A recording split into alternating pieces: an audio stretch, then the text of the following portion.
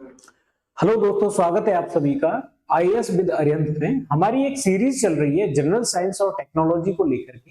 लेकिन उस सीरीज को हम प्रारंभ करें उससे पहले हम बात करेंगे अरिहंत पब्लिकेशन की तरफ से प्रकाशित एक पुस्तक जिसका नाम है प्रीलिम्स पॉसिबल। अब इस सीरीज में क्या किया गया है कि आईएएस और डिफरेंट डिफरेंट स्टेट के पीसीएस के लगभग 250 पेपरों को उठा करके उनके लगभग 3500 पेपरों 3500 क्वेश्चनों को क्या किया गया है, असेंबल किया गया है डिफरेंट डिफरेंट टॉपिक्स में।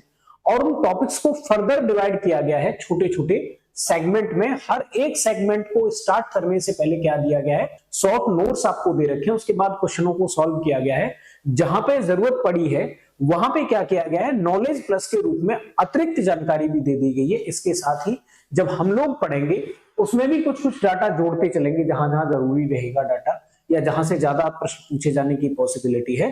तो आप इस पुस्तक को ले लीजिए ताकि आप जो डाटा हम लोग यहाँ पे पढ़ें या ग्राफ बनाएं या दूसरे तरीके से प्रेजेंट करें, उस करेक्शन को, उस एक्स्ट्रा डाटा को आप लगातार बुक में ही नोट करते चले जाएं। तो आप याद रखिए, प्रीलिम्स पॉसिबल के नाम से अरिहंत पब्लिकेशन की बुक है सामान्य विज्ञान। अगर आपने ये पुस्तक ले ली है तो बहुत अच्छा है, क्योंकि इससे आपको क्या मिलेगा, टाइम की बचत हो जाएगी, जिस एक्स्ट्रा टाइम का आप प्रयोग कर पाएंगे और भी ज्यादा एमसीक्यू सॉल्व करने में। तो अपनी सीरीज को हम स्टार्ट करते हैं। आज का हमारा जो टॉपिक है वो है संचार प्रणाली। संचार प्रणाली की बात करें तो संचार का मतलब होता है डाटा को एक जगह से या इंफॉर्मेशन को एक जगह से दूसरी जगह पर भेजना, संचार कहलाता है। और इसके लिए जिस सिस्टम का, जिस तंत्र का प्रयोग किया जाता है उसे संचार तंत्र कहा जाता है।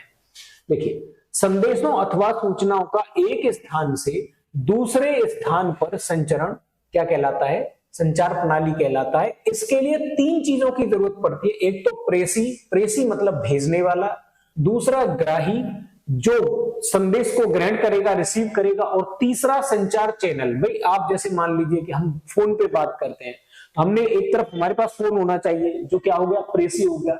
दूसरी तरफ जो सुनेगा उसके पास फोन होना चाहिए, वो क्या हो गया, वो हो गया ग्राही। तीसरी बात, हमारे पास ये सैटेलाइट वगैरह ये पूरा सिस्टम होना चाहिए जिसके द्वारा हम क्या कर सकें, एक जगह से दूसरी जगह बात को भेज सकें, तो उसे हम क्या कहेंगे, संचार चैनल कहेंगे। अब बैंड चौड़ाई की बात करें तो सिग्नल में उपस्थित उच्चतम एवं न्यूनतम आवृत्तियों में अंतर। जैसे मान लीजिए न्यूनतम आवृत्ति है 20, उच्चतम आवृत्ति हो गई 80, इन दोनों के बीच में क्या हो गया, 60 का डिफरेंस हो गया। तो ये जो 60 का डिफरेंस है यही क्या कहलाएगा, बैंड विड्थ कहलाएगा। अब हम बात करते हैं वैद्युत चुंबकीय तरंगों का संचरण। अब यहाँ पे संचरण के ये अलग अलग तीन प्रकार बता रहे हैं। एक प्रकार है जिसको भूपृष्ठ संचरण कहते हैं। ये क्या है, रेडियो तरंग के रूप में होता है, लेकिन इसमें ऊर्जा का ह्रास बहुत ज्यादा होता है। इसकी आवृत्ति परास जो है वो 1.5 मेगाहर्ट्ज तक या 1.5 मेगाहर्ट्ज तक होता है। आकाशीय तरंग संचरण की बात करें तो हमारी पृथ्वी कुछ इस तरीके से है, इसके चारों तरफ गैसों के अलग अलग लेयर्स हैं। उनमें से एक लेयर है जिसमें सूरज के प्रकाश की वजह से गैसें अपने नॉर्मल रूप में नहीं रहती बल्कि आयनों के रूप में कन्वर्ट हो जाती हैं। इसको आयन मंडल कहा जाता है। अब सामान्य तौर पर जो रेडियो तरंगें होती हैं वो आयन मंडल से टकरा के वापस पृथ्वी पर आ जाती हैं। इसलिए इसके लिए हमको किसी विशेष सैटेलाइट वगैरह की जरूरत नहीं होती, हम पृथ्वी से ही प्रेसी द्वारा सिग्नलों को भेज देते हैं और रिसीवर या एंटीना के द्वारा उनको ग्रहण कर लेते हैं। आयन मंडल से परावर्तित रेडियो तरंगों द्वारा संचरण जो होता है, डाटा का संचरण, उसको क्या कहते हैं, आकाशीय तरंग संचरण कहते हैं। रेडियो तरंगों का आवृत्ति परास, ये जो तरंगें होती हैं, यहां भी रेडियो तरंगें ही हैं भूपृष्ठीय संचरण में भी, लेकिन यहां पर ये 30 मेगाहर्ट्ज से 40 मेगाहर्ट्ज तक की होती हैं। अब तीसरी जो कैटेगरी है वो है अंतरिक्ष तरंग संचरण। इसमें रेडियो तरंगों का प्रयोग किया जाएगा, लेकिन यह जो परावर्तित होंगी पृथ्वी की सतह से और आवृत्ति परास इनकी क्या होगी, 40 मेगाहर्ट्ज से लेकर 300 मेगाहर्ट्ज के रूप में रहेगी। आगे देखते हैं सुदूर संवेदना तकनीक। देखिए, सुदूर संवेदन का मतलब होता है, रिमोट सेंसिंग का मतलब होता है बिना किसी चीज को टच किए उसके बारे में जानकारी इकट्ठा करना। क्या कहलाता है, सुदूर संवेदन कहलाता है। तो उपग्रह द्वारा दूर स्थित वस्तु की जानकारी प्राप्त करना सुदूर संवेदन है। इसका प्रयोग कहां पे किया जाता है, मौसम विज्ञान में किया जाता है, समुद्र विज्ञान में किया जाता है, कहीं पे जैसे मान लीजिए खनिज अन्वेषण में इसका प्रयोग किया जाता है। अभी आपको याद होगा, कुछ समय पहले की बात है, एक न्यूज चली थी कि जम्मू कश्मीर में लिथियम के बड़े बड़े भंडार पाए गए हैं, वो भी किसकी वजह से ही पाए गए थे, ये भी सुदूर संवेदन IRS technology, Indian remote system, जो हमारा सैटेलाइट है, इंडियन रिमोट सैटेलाइट, उनकी सहायता से हमको ये पता चला था। तो खनिज अन्वेषण हो गया, या फिर अगर मान लीजिए हम बात करें वनारोपण की बात करें, तो इसके बारे में भी जानकारी इसी के द्वारा प्राप्त करी जाती है। मॉड्यूलेशन की बात करें तो देखिए मॉड्यूलेशन की जरूरत क्यों पड़ती है। मॉड्यूलेशन का मतलब होता है एक तरंग के ऊपर दूसरी तरंग चढ़ा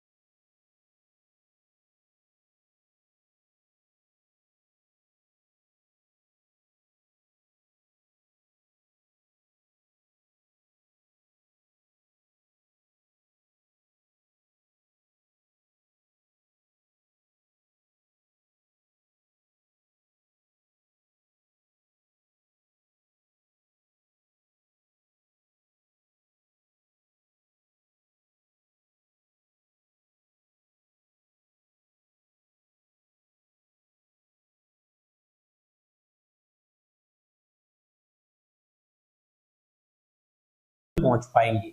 इसलिए तो ये कह रहा है कि निश्चित दूरी के बाद नहीं मिल पाते, तो निश्चित दूरी मतलब यहां तक तो मिलेंगे, यहां से आगे नहीं मिल पाएंगे। वजह यह है कि सिग्नल सीधी रेखा में चलते हैं और पृथ्वी हमारी गोल है। तो इसका कारण क्या है? मेन कारण कि पृथ्वी वक्राकार है, जिसके कारण हमको ज्यादा दूर जाने पर सिग्नल नहीं मिल पाते हैं। देखिए, दूरदर्शन के संकेत एक निश्चित दूरी के बाद नहीं मिल सकते, क्योंकि पृथ्वी की सतह कैसी है?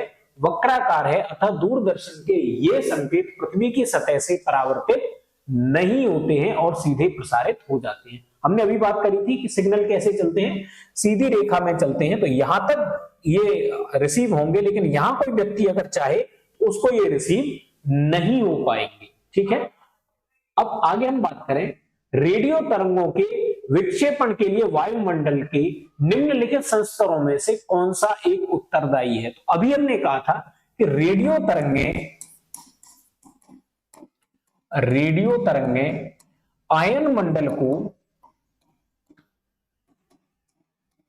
पार नहीं करती, बल्कि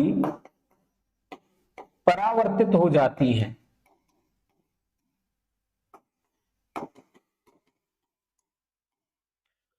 इसमें अब क्षोभ मंडल है, सबसे नीचे का मंडल है, इससे ऊपर संताप मंडल, उससे ऊपर मध्य मंडल और उससे ऊपर आयन मंडल चलता है। आयन मंडल के बाद बाह्य मंडल आता है। तो यहाँ पे आयन मंडल वो चीज है जहां से रेडियो तरंग वापस लौट के आ जाती है। तो इसका तो अभी एक्सप्लेनेशन हमने पढ़ा था कि 3 से लेके 30 मेगाहर्ट्ज तक की आवृत्ति के लिए परावर्तक का कार्य करता है तथा 30 हर्ट्ज से अधिक आवृत्ति की तरंगों को परावर्तित करने में असक्षम होता है। सिर्फ इनको ये वापस लौटा सकता है, लेकिन अगर 30 हर्ट्ज से ज्यादा हो गई, 30 मेगाहर्ट्ज, तो उनको ये क्या कर देगा? उनको ये वापस नहीं कर पाएगा। तो पड़ी थी ये उनमें आ जाएगा। रेडियो तरंगें चुंबकीय क्षेत्र में बंकित हो जाती हैं। बंकित हो जाती है मतलब मुड़ जाती है। अगर हमने मान लीजिए एक मैग्नेट रख दिया नॉर्थ और एक साउथ, और बीच में होके हमने रेडियो तरंग गुजारी, तो ये कह रहा है मुड़ जाएगी, या तो इधर या फिर इधर ये मुड़ जाएगी। लेकिन हम जानते हैं कि रेडियो तरंगें प्रकाश की तरह वैद्युत चुंबकीय तरंग होती हैं। तो ये बात बिल्कुल सही है। और वैद्युत चुंबकीय तरंगें कभी भी पदार्थ या किसी क्षेत्र के साथ कोई रिएक्शन नहीं दिखाती हैं, अर्थात इनको चाहे चुंबकीय क्षेत्र में रखें चाहे वैद्युत क्षेत्र में रखें, ये बंकित नहीं होंगी, ये कहीं भी नहीं मुड़ेंगी। तो ए गलत होगा और आर सही होगा। ए गलत है परंतु आर क्या है? सॉरी, आर सही है, बिल्कुल। ये डी वाला ऑप्शन हमारा हो जाएगा। देखिए, रेडियो तरंगे चुंबकीय क्षेत्र में बंकित नहीं होते हैं, क्योंकि रेडियो तरंगे वैद्युत चुंबकीय प्रकृति की होती है, अर्थात वैद्युत चुंबकीय तरंगे पर कोई आवेश नहीं होता, इसलिए इन तरंगों को वैद्युत क्षेत्र और चुंबकीय क्षेत्र द्वारा मोड़ा नहीं जा सकता, विक्षेपित नहीं किया जा सकता है। नॉलेज प्लस के रूप में यहाँ पे बता रखा है कि भाई रेडियो तरंगे होती है, इनकी आवृत्ति की परास 30 किलो हर्ट्ज से लेकर के 1000 मेगा हर्ट्ज तक होती है। इन तरंगों का उपयोग रेडियो संचार के क्षेत्र में किया जाता है। यह एक सिरे पर प्रेक्षित होती है, जिसका एंटीना वैद्युत चुंबकीय तरंगें विकिरित करता है, जो अंतरिक्ष में गमन करती हुई दूसरे सिरे पर स्थित अभिग्राही के एंटीना तक पहुंचती हैं, और इस तरीके से इनकी तीव्रता कम होती जाती है। भैया ये कह ये रहे हैं, ये हमारा हो गया आयन मंडल, हमने यहाँ एक एंटीना लगा दिया और यहां से हमने तरंगों को विकृत किया, तो ये कह रहा है तरंगे टकरा के वापस लौट के आएंगी। अब यहाँ पे कह रहे हैं कि यहां हमने रिसीवर वाला एंटीना लगा दिया, तो वो रिसीवर वाला एंटीना इनको रिसीव कर लेगा और हमको यहाँ पे क्या होंगे? सिग्नल प्राप्त हो जाएंगे।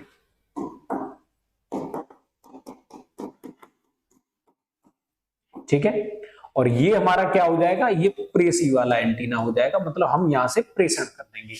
अब सिर्फ आपको एक प्रेसी एंटीना चाहिए, एक रिसीवर एंटीना चाहिए, बाकी ऊपर कोई सैटेलाइट वगैरह की जरूरत नहीं है, क्योंकि ये क्या कर देता है? 30 मेगाहर्ट्ज से नीचे की सारी किरणों को वापस लौटा देता है। कह रहा है उच्च आवृत्ति या परा उच्च आवृत्ति की तरंगें साधारणतः संचरित की जाती हैं। तो ये संचरित की जाती हैं आकाशीय तरंगों के रूप में।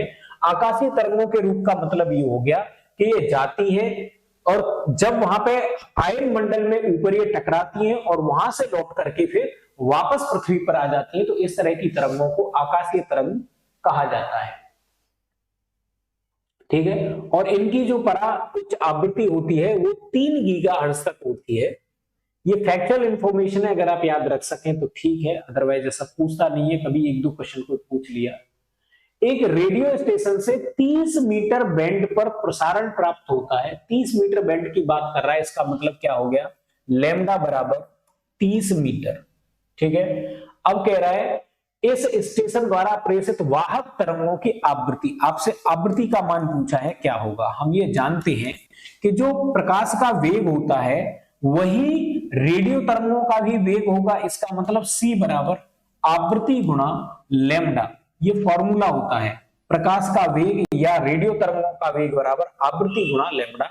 अब हम जानते हैं कि प्रकाश का जो वेग होता है वो 3 लाख गुणा 3 लाख किलोमीटर प्रति सेकंड होता है। अब इसमें आप 30 का भाग दे देंगे तो हो जाएगा 10 की पावर 7। अब 10 की पावर 7 को आप बदल सकते हैं, 10 इंटू 10 की पावर 6 लिख सकते हैं, और हर्ट्ज ये चल ही रहा है। लेकिन ये जो चीज होती है इसको आप मेगा भी लिख सकते हैं, एम लिख सकते हैं। मेगा का मतलब ही होता है 10 की पावर 6, इसलिए हो जाएगा 10 मेगा हर्ट्ज। 10 मेगा हर्ट्ज, ठीक है, 10 मेगा हर्ट्ज। इसको अभी हमने कैलकुलेट करके देख लिया। ओके, आगे बढ़ते हैं। कह रहा है पृथ्वी के वायुमंडल में आयन मंडल कहलाने वाली परत रेडियो तरंगों को सुसाध्य बनाती है, क्यों। अब ये क्या है, किसके लिए बात कर रहा है, आयन मंडल की बात कर रहा है, तो ये हमको यहां ध्यान रखने वाली बात है। अब आगे जो स्टेटमेंट कह रहा है वो कह रहा है कि ओजोन की उपस्थिति रेडियो तरंगों को पृथ्वी की ओर परावर्तित करती है। ओजोन किसमें है, ओजोन है हमारे समताप मंडल में। और स्टेटमेंट किससे रिलेटेड है, आयन मंडल से रिलेटेड है। तो आयन मंडल अलग है, नीचे देखिए, सबसे नीचे ये हो गई पृथ्वी, इसके ऊपर एक परत जिसको कहते हैं क्षोभ मंडल, उसके ऊपर एक परत जिसको कहते हैं समताप मंडल। समताप मंडल में ही क्या पाई जाती है, ओजोन पाई जाती है भैया। इसके ऊपर है मध्य मंडल और उसके भी ऊपर है फिर आयन मंडल। इसका मतलब ये तो सारी चीजें अलग अलग हो गई ना, तो ओजोन के साथ इस चीज का कोई लेना देना नहीं होता है, क्योंकि बात आयन मंडल की हो रही है। ये कह रहा है रेडियो तरंगों की तरंगदैर्घ्य अतिदीर्घ होती है, दीर्घ होती है, अतिदीर्घ नहीं होती है। तो ये स्टेटमेंट भी क्या हो जाएगा, गलत हो जाएगा। इसलिए ना तो एक सही होगा और ना ही दूसरा सही होगा। देखिए, ओजोन परत की उपस्थिति रेडियो तरंगों को पृथ्वी की ओर परावर्तित नहीं करती है। पृथ्वी के वायुमंडल में आयन मंडल कहलाने वाली परत रेडियो संचार को सुसाध्य बनाती है। इसका कारण यह है कि आयन मंडलीय परत 3 मेगाहर्ट्ज से 30 मेगाहर्ट्ज परास की आवृत्तियों के लिए परावर्तन या परावर्तक की भांति काम करती है, मतलब उनको वापस कर देती है। लेकिन अगर 30 मेगाहर्ट्ज से आवृत्ति ज्यादा होगी तो आयन मंडल उसको लौटाएगा नहीं, बल्कि अपने से आर पार निकाल देगा। आयन मंडल तरंगों के संचरण में लघु दीर्घ तरंगदैर्घ्य की रेडियो तरंगों का प्रयोग होता है, अति दीर्घ का नहीं बल्कि लघु दीर्घ का प्रयोग होता है। ठीक है, आगे बढ़ते हैं। सुदूर संवेदन तकनीक में निम्नलिखित में से किसका प्रयोग किया जाता है। भाई वैद्युत तरंग है, तो वैद्युत तरंग तो अपने आप में कोई तरंग होती नहीं है। गामा तरंगें होती है जिनकी ऊर्जा बहुत ज्यादा होती है, हमने पढ़ा था गामा की सबसे ज्यादा, उससे कम एक्स, उससे नीचे अल्ट्रावायलेट, उससे नीचे विजुअल, उससे नीचे IR, उससे नीचे फिर रेडियो और उससे नीचे माइक्रो। इस तरीके से क्रम था। तो इनका तो रेंज बहुत, मतलब इनकी ऊर्जा बहुत ज्यादा होती है। तो कम्युनिकेशन में अगर गामा रेज का प्रयोग करेंगे तो बहुत दिक्कत हो जाएगी। क्यों, क्योंकि कई बार क्या कर देती हैं, बॉडी में हमारी में चेंज भी कर देती हैं। गुड इवनिंग सोनी कुमारी जी, अगर कोई प्रॉब्लम है तो आप बता सकती हैं। देखिए, यहां पे हम बात करेंगे सोनार तरंगों की। तो गामा का अगर हम प्रयोग करेंगे तो इसमें क्या होगा, क्योंकि इनकी खुद की ऊर्जा बहुत ज्यादा है, और अगर मान लीजिए ज्यादा ऊर्जा वाली चीज का हम इस्तेमाल करेंगे तो ऊर्जा की हानि क्या होगी, ऊर्जा हानि भी ज्यादा होगी, ऊर्जा हानि बढ़ जाएगी। अब एक बात बताइए, कोई भी जो हम काम कर रहे हैं, नई नई टेक्नोलॉजी का डेवलपमेंट जो हम कर रहे हैं, वो किस लिए कर रहे हैं, ताकि हमारी नई चीजें जब हम डेवलप करें तो पुरानी चीजों में जो जो घाटे थे वो घाटे खत्म हो जाएं और बाकी हमको ये पता चल सके कि जो नई तकनीकियां हैं उनके द्वारा ऊर्जा कम से कम लॉस हो, या ये कहिए कि हमारा प्रॉफिट बढ़ जाए। अब अगर हम गामा का प्रयोग करेंगे तो ऊर्जा हानि ज्यादा होगी, इसका मतलब हमको लॉस जाएगा, तो लॉस नहीं जाना चाहिए, इसलिए गामा का प्रयोग नहीं करेंगे। वैद्युत तरंग जैसी कोई तरंग नहीं होती है। सोनार तरंगें होती हैं, उनका प्रयोग तो साउंड के लिए किया जाता है, और वैद्युत चुंबकीय तरंगें होती हैं तो अभी हमने कहा था ना, रेडियो तरंगों का प्रयोग, माइक्रो तरंगों का प्रयोग सैटेलाइट में, और जो हमारी मोबाइल कम्युनिकेशन होते हैं उसमें किया जाता है। दूर संवेदन का मतलब होता है सैटेलाइट की सहायता से दूर से ही डाटा एकत्रित कर लेना और ये पता करना कि कोई चीज कहां पर है, जंगल कितने ज्यादा घट गए, कितने ज्यादा बढ़ गए, कोई ऐश कहां पर है, सोना कहां मिलेगा, चांदी कहां मिलेगी, या ये पता करना कि हमारा जो पूरा का पूरा कोयले का है या फिर हम कहें पेट्रोलियम का है। अभी जैसे कुछ टाइम पहले ये सरकार की तरफ से बोला गया कि राजस्थान के जैसलमेर में पेट्रोलियम की खदानें मिली हैं या पेट्रोलियम के भंडार मिले हैं, तो वो सब भी हमने किसके द्वारा पता किया, वो दूर संवेदन तकनीकी के द्वारा पता किया, जिसमें सामान्य तौर पर माइक्रो तरंगों का प्रयोग किया जाता है। तो माइक्रो तरंगें किस प्रकार की तरंगें हैं, वैद्युत चुंबकीय तरंगें हैं। साउंड तरंगें तो वायुमंडल के बाहर जा ही नहीं सकती, तो ये अपने आप में एक समस्या हो जाएगी, क्योंकि सैटेलाइट ऐसा हो सकता है कि वायुमंडल से काफी ऊपर हो। ठीक है, आगे बढ़ते हैं। सुदूर संवेदन एक उपग्रह द्वारा किया जाता है। सुदूर संवेदन का उपयोग मौसम विज्ञान, समुद्र विज्ञान तथा पुरातत्व, आर्कियोलॉजी एवं भौगोलिक सर्वे में किया जाता है। भौगोलिक सर्वे मतलब चीजों के डाटा इकट्ठा करने में इसका प्रयोग किया जाता है। आगे हम देखते हैं, दूरदर्शन प्रसारण में चित्र संदेशों का संचरण होता है। देखिए, आयाम मॉड्यूलेशन जो होगा, आयाम मॉड्यूलेशन क्या करेगा, वो चित्रों को भेजेगा। चित्र मतलब कि वीडियो, और जो आवृत्ति होगी, आवृत्ति मॉड्यूलेशन जो होगा वो क्या करेगा, वो ध्वनि को भेजता है। ध्वनि मतलब ऑडियो,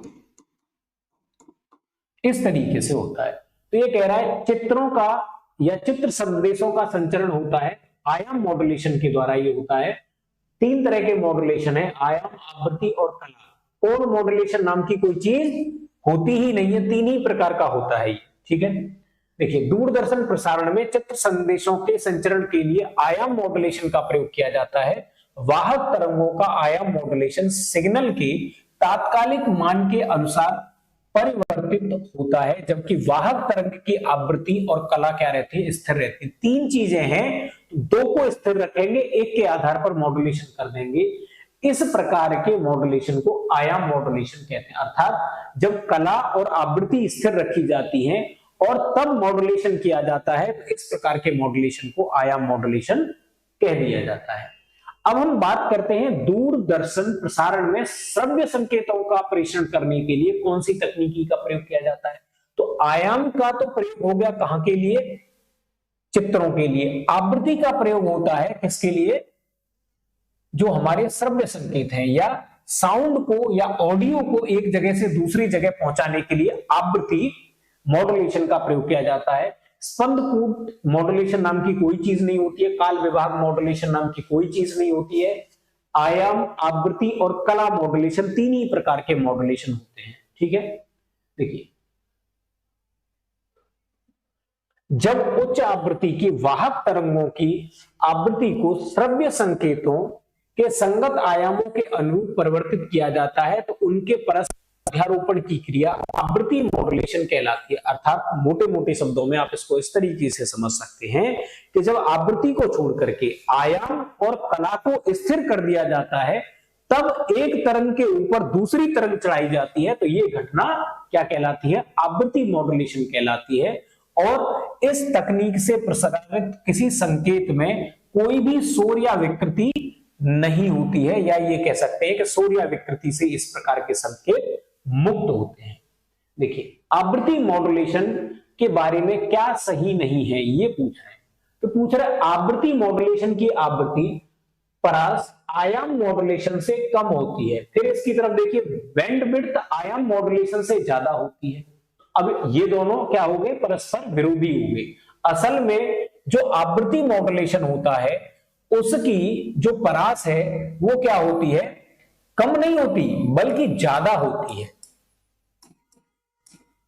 अब ज्यादा होती है इसलिए ये स्टेटमेंट क्या हो जाएगा, गलत हो जाएगा। यही हमसे पूछा गया। बाकी इसमें आयाम और कला नहीं बदलती है। तो आवृत्ति मॉड्यूलेशन होगा तो आयाम और कला को दोनों को क्या रखा जाएगा, कांस्टेंट रखा जाएगा। इसका आविष्कार एडविन आर्मस्ट्रांग ने किया था, ये बात भी बिल्कुल सही है। और क्योंकि हमने यहाँ पे कह दिया कि ये ज्यादा होती है, ज्यादा वाली बात यहाँ पे भी कही जा रही है कि मॉड्यूलेशन से क्या होती है, ये बैंडविड्थ इसकी ज्यादा होती है। तो बिल्कुल ये बात सही है, ठीक है। तो ये स्टेटमेंट हमारा रॉन्ग हो जाएगा। अब ये कह रहा है कि पहला स्टेटमेंट है वो गलत है। क्यों? क्योंकि आवृत्ति मॉड्यूलेशन की जो आवृत्ति है या आवृत्ति परास है वो आयाम मॉड्यूलेशन से अधिक होती है। आवृत्ति मॉड्यूलेशन की आवृत्ति परास 88 से लेकर के 108 मेगाहर्ट्ज, अभी हमने पढ़ा था एक क्वेश्चन, एफएम की जो रेंज होती है वो 88 से 108 मेगाहर्ट्ज होती है, जबकि आयाम मॉड्यूलेशन की आवृत्ति परास 540 से 1600 किलो हर्ट्ज तक होती है। तो ये काफी कम है। मेगा हर्ट्ज में और किलो हर्ट्ज में काफी अंतर है, 1000 गुने का अंतर है। दूरदर्शन प्रसारण में फिर से वही क्वेश्चन रिपीट हुआ है। दूरदर्शन प्रसारण में चित्र संदेशों का संचरण किसके द्वारा होता है, आयाम मॉड्यूलेशन के द्वारा। और जब बात करेगा वीडियो की तो आयाम मॉड्यूलेशन, ऑडियो की बात करेगा तो आवृत्ति मॉड्यूलेशन। ठीक, ऑलरेडी वही क्वेश्चन है, सेम क्वेश्चन को रिपीट किया गया है। फैक्स एवं इलेक्ट्रॉनिक मेल प्रेषण में प्रयुक्त सूचना संकेतों का रूप होता है। तो ये कह रहा है analog signal, digital signal, analog एवं डिजिटल सिग्नल दोनों और उपरोक्त में से कोई नहीं। तो देखिए एनालॉग और डिजिटल ये दोनों ही तरह के सिग्नल होते हैं। अब जैसे मान लीजिए कंप्यूटर है और उसके साथ फिर क्या होगा, तार का कनेक्शन होगा। फिर उसके बाद मान लीजिए फैक्स मशीन होगी या मान लीजिए दूसरा कंप्यूटर होगा। तो कंप्यूटर में जो डाटा होता है वो डिजिटल रूप में होता है। अब डिजिटल रूप को देखेंगे ये क्या होता है, और जो तार में करंट फ्लो होता है वो एनालॉग फॉर्म में होता है। देखिए करंट जो होता है वो दो तरह का होता है। एक होता है एसी करंट। एसी करंट मतलब समय के साथ साथ वैल्यू लगातार बढ़ती या घटती रहती है। इस तरह के सिग्नलों को, जो एसी सिग्नल है, उनको एनालॉग सिग्नल कहा जाता है। लेकिन जब कंप्यूटर में या किसी भी इलेक्ट्रॉनिक डिवाइस में जब हम देखते हैं तो वोल्टेज क्या होते हैं, फिक्स होते हैं। मतलब ये डीसी पर काम करते हैं। 5 वोल्ट है तो ये 5 वोल्ट ही रहेगा। तो कंप्यूटर क्या करता है, फिक्स वोल्टेज पे काम करता है। ऐसे सिग्नलों को जो डायरेक्ट करंट पे बेस्ड होते हैं, ऐसे सिग्नलों को डिजिटल सिग्नल कहा जाता है। और कंप्यूटर और तार के बीच में एक मशीन लगा दी जाती है जिसको मॉडेम कहा जाता है। इस मॉडेम के आधार पर डिजिटल सिग्नल एनालॉग सिग्नल में और एनालॉग सिग्नल डिजिटल सिग्नल में कन्वर्ट होते रहते हैं। इसलिए फैक्स हो, इलेक्ट्रॉनिक मेल, ईमेल हो, इन सब में एनालॉग और डिजिटल दोनों प्रकार के सिग्नलों का प्रयोग किया जाता है। ठीक है, अब है क्या ये, तो ये ऐसे प्रोग्राम हैं जिनके द्वारा डाटा को एक जगह से दूसरी जगह पे भेजा जाता है। कोई डाटा है, कोई इंफॉर्मेशन है। अब आगे देखते हैं। ये कह रहा है कौन सा आवृत्ति बैंड इनसेट या जीसेट उपग्रह संचार हेतु प्रयोग में नहीं लाया जाता है। देखिए Ka band, C band, Q band, S band, ये सभी बैंड क्या होते हैं, ये सभी बैंड सैटेलाइट के साथ सैटेलाइट कम्युनिकेशन में उपयोग होते हैं।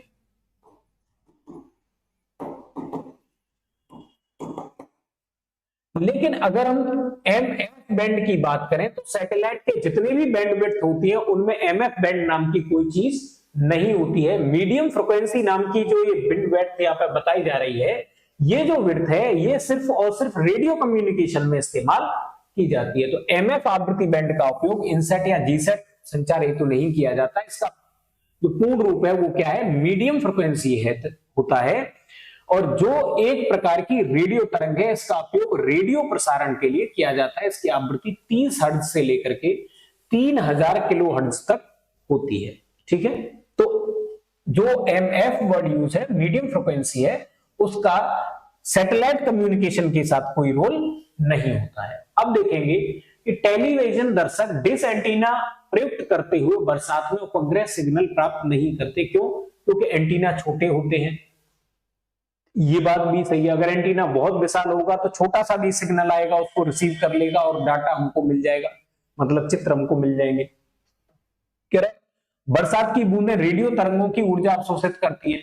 बरसात की बूंदें, पानी की बूंदें क्या करती हैं कि रेडियो तरंगों को हीट में कन्वर्ट कर देती हैं और उस हीट को एब्जॉर्ब कर लेती हैं। तो काफी सारी तरंगों को ये खत्म कर देती है। उसके अलावा हमने देखा था कि जब इंद्रधनुष बनता है तो वही कंडीशन यहां पे भी हो जाएगी। ये क्या कर देती है, डायरेक्शन को चेंज कर देती है, एक प्रिज्म की तरह काम करती है। तो वर्षा की बूंदें रेडियो तरंगों की ऊर्जा की मूल दिशा को विचलित कर देती है। तरंग आई, सीधे जाना था लेकिन उसको मोड़ दिया, ये मुड़ गई इधर। तो ये तीनों ही घटनाएं इसके द्वारा होती हैं, इसलिए ये वाला आंसर हो जाएगा। देखिए, टेलीविजन दर्शक डिश एंटीना प्रयुक्त करते हुए बरसात में उपग्रह सिग्नल प्राप्त नहीं करते क्योंकि एंटीना छोटे होते हैं और बरसात में रेडियो तरंगें वर्षा की बूंदों से टकराकर आंशिक रूप से या पूरी तरह ऊष्मीय ऊर्जा में परिवर्तित हो जाती हैं और बूंदों द्वारा अवशोषित कर ली जाती है। तो या तो सिग्नल ही खत्म हो गया।